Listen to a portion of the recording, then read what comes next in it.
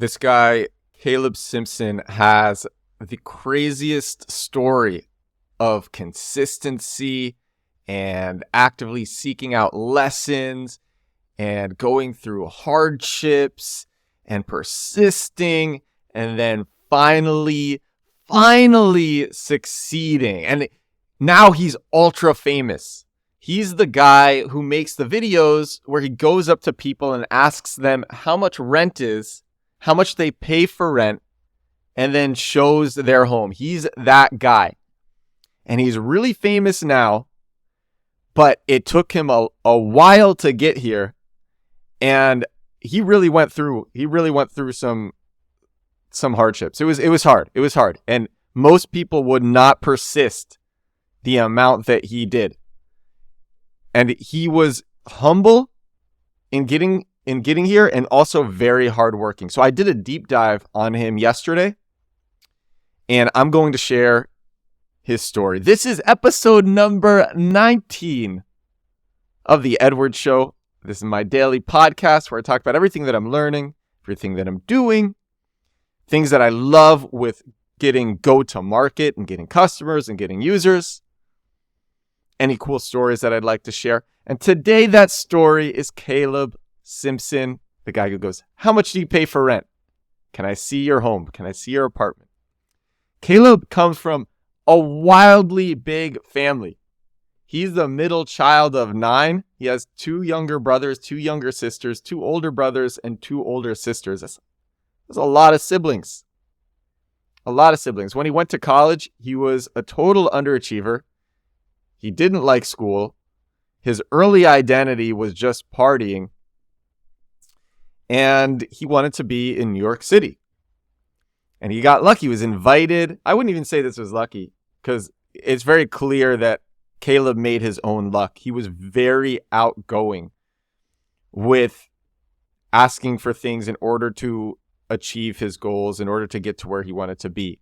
But it took him a while, I think, to define his goals. But he realized he wanted to be in New York, and he got invited to work at a tennis club in New York City. Kind of funny. He didn't know anything, and he showed up to the interview in a suit. He showed up to the interview to work at this tennis club. And you think he's an instructor and doing odd jobs in the tennis club. And he showed up in a suit. And he ended up working there for years, making only $12,000 a year, which is not a lot in New York City, sleeping on a mattress in a living room, paying $600 a month. And that was his life. That was his life for many years. He was thinking that he wanted to maybe work in an office, and he was interviewed by a recruiter because he was thinking about going to a recruitment firm to work as a recruiter himself. So this recruiter was interviewing him to see if he really had what it takes to be a recruiter. And the recruiter was like, Caleb, listen, I work 8 to 12 hours a day, maybe more. It is a grind. It is soul crushing, Caleb. Do you really want to do this? And Caleb said, no. You know what? No, I don't want to do this. And he ended up saying, he said, F corporate America. I'm going to start learning how to use a camera. He was interested in making films. He said, I'm going to make films. And so he turned down corporate America. He realized that wasn't what he wanted. He was still constantly living paycheck to paycheck. And then he turned this down because it just wasn't interesting to him.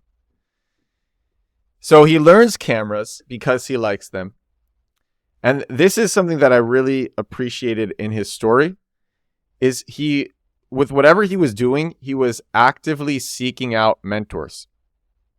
And one of his early mentors, he met this woman, an early mentor, and they spent time together, and she said to him, talk to me in a year after you've actually made some stuff, because he was very inexperienced. She didn't know if he was going to continue putting in the time and the work that it takes to learn how to make videos, to learn how to make films, to learn how to use cameras and various pieces of production equipment. She didn't know if he was going to do that. As somebody myself who's made a lot of films, a lot of videos, it's a lot of work.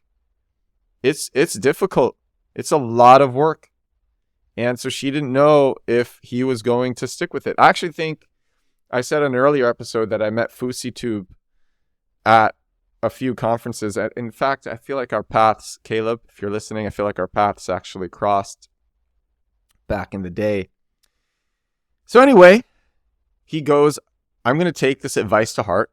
And he makes a lot of films, a lot of videos. And he's also really active in trying to find gigs so he could get money doing what he likes, which is making videos. And this guy, Caleb, he's scouring Craigslist for years, and he's doing back and forth gigs.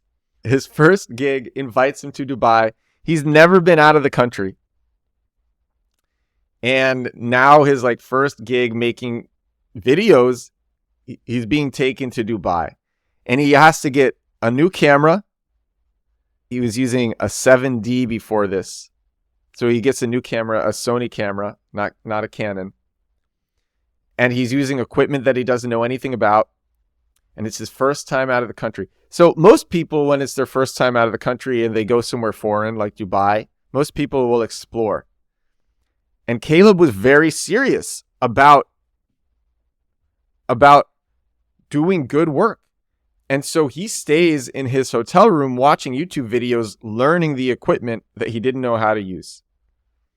And he made some videos that both parties agreed were pretty good.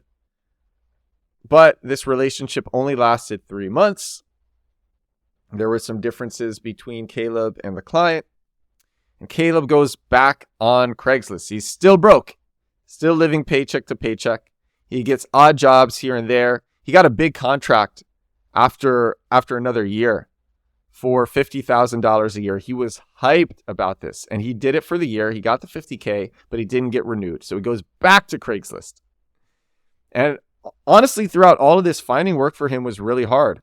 If you're a freelance filmmaker, or if you've ever tried it, you know it's not easy. I went to film school. I have so many friends who are doing this, and they're struggling, and it's difficult for them.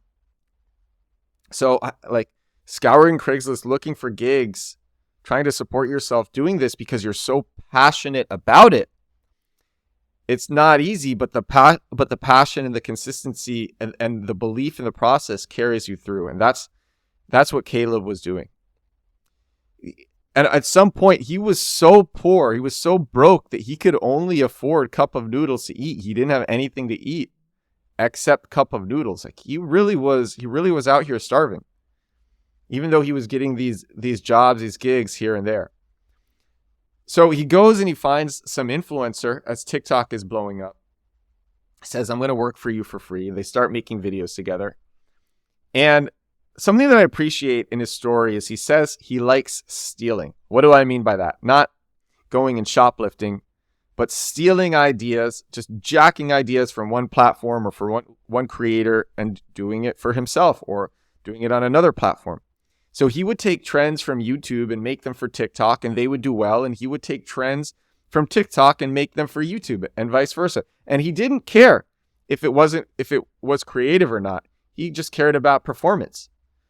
And he started doing pretty well with his videos. And so he got a much bigger gig, this time doing marketing and videos for an NFT company. Now he's getting paid $80,000 a year. And he does that for a year. The gig ends a year or so, and the gig ends in 2022. And Caleb has an epiphany at this point. He's been for, I think, 5 years now.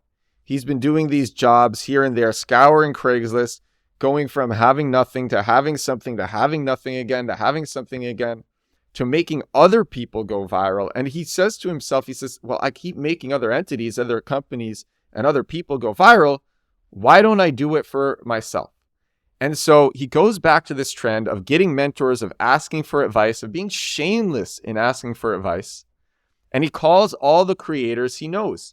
And he knows a lot because he's been networking in New York City as a videographer and as a producer, or as a videographer, and an editor for the last 5 years working in New York. So he knows a lot of creators and he gets a lot of advice. And the best piece of advice that he gets is to make what he wants to see. It's to make the videos that he wishes he was seeing on whatever platform he chooses. And he had been telling this other guy to make a series about how much rent is and what the corresponding homes look like. And this other guy didn't do it. Caleb still thought this was a cool idea. So he said, I will do this. This is what I want to see. I will do this. And then he said, I'm going to commit to getting at least one apartment showing on day one. I'm going to do this first day. I'm going to go out all day. I'm going to ask people, how much do you pay for rent? Can I see your apartment? I am going to get an apartment showing on day one. He hired a friend to help him with this. They go out. He asks so many people. Some people say, yeah, another day. But he said, I'm doing it today. And most people just say no. And so here's what he did. A lot of people would have given up. Here's what he did. He staged it. He staged it. He used somebody he knew at the end of the day when everyone has said no. He just used somebody he knew. And he puts that video up and it does well immediately. It gets 100,000 views. And all the people who said no to him were messaging him to ask if they could do it now. LOL. I love this. All the people who said no to him, they see this video and they're like, hey, this is a cool concept. I shouldn't have said no. Can we do it? And he goes hard making videos every day. He sees this idea has traction and he goes hard making videos each day. And eventually Barbara Corcoran of the Corcoran Group, I think that's the name, reaches out for him to make a video about her home. And this video goes super viral. Super viral. And now Caleb Simpson is like one of the hottest entities on the internet. And one of his many mentors tells him, brands, he has brands who want to work with him. And he's like, well, how do I work with these brands? How much do I charge?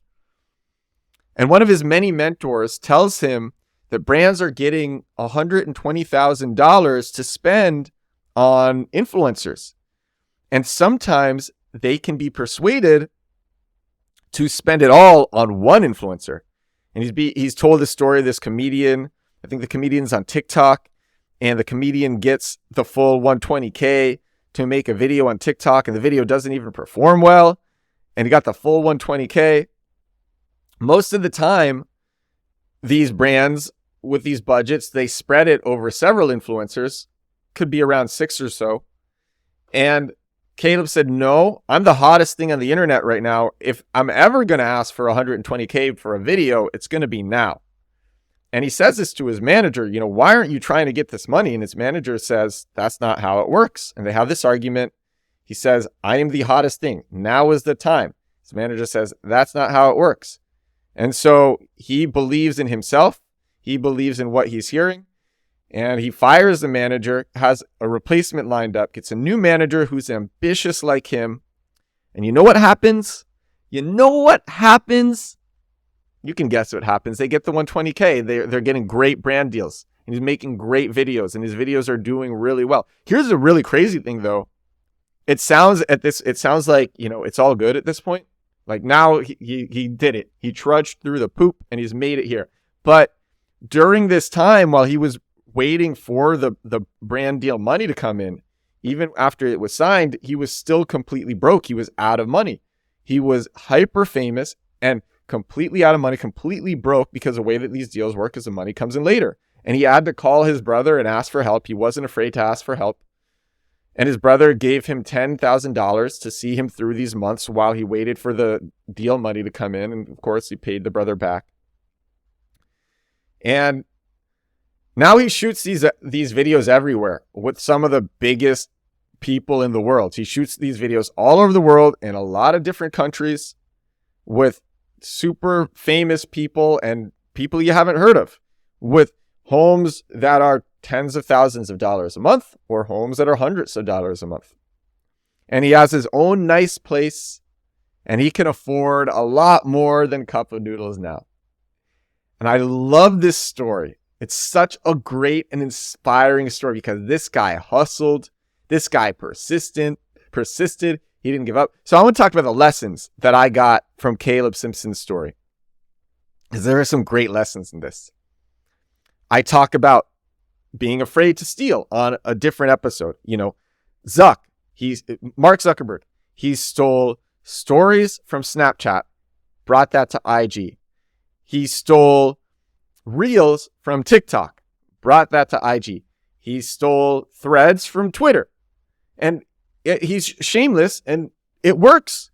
And stories and Reels have been very successful in IG. And he's shameless. And I think it's a lot harder to invent something completely new than it is to just take a good idea and repurpose it in some way. And Caleb, he wasn't afraid to steal ideas when TikTok was getting popular.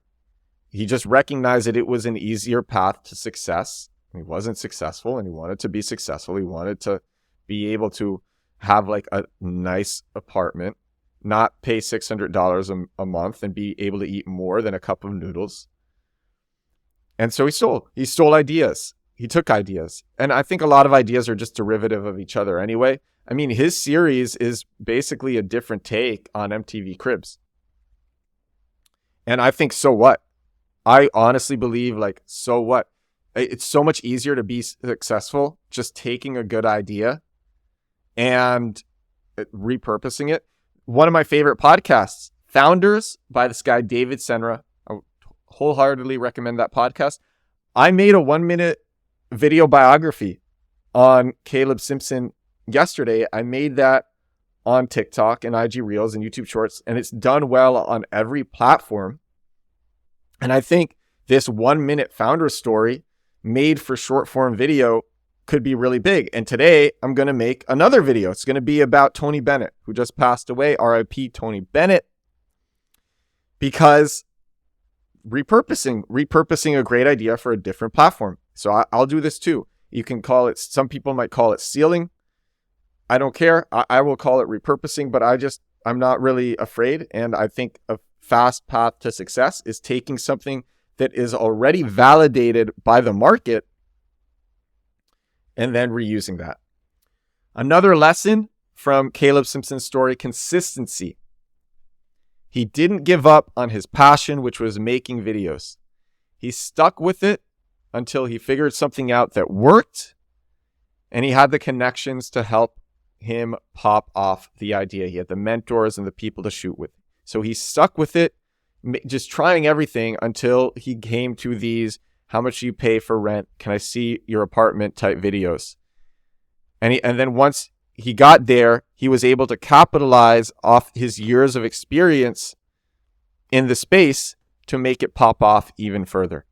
And that's why I believe that the way that what so many other people do, which is they bounce around to so many different things, that's why I believe that's flawed. Because if you stick with something long enough and you're smart enough to try it in a bunch of different ways, then you'll eventually be successful. And the longer you stick with something, also assuming you're putting yourself out there, so you know people know you, you have some top of mind awareness, that all compounds and it'll pop off. And when it pops off, it'll probably be really big and really fast. That's usually what happens. Caleb Simpson was persistent. That's, again, consistency, not giving up.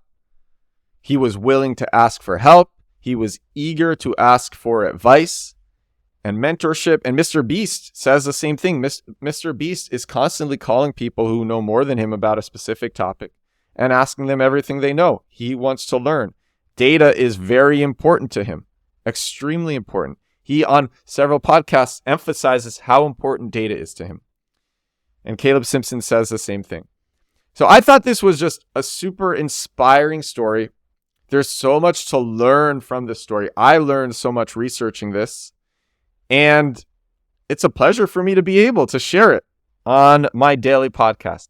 This is episode number 19 of The Edward Show. If you like stories like this, if you like lessons like this, consider following along. Consider subscribing on whatever platform you're listening on.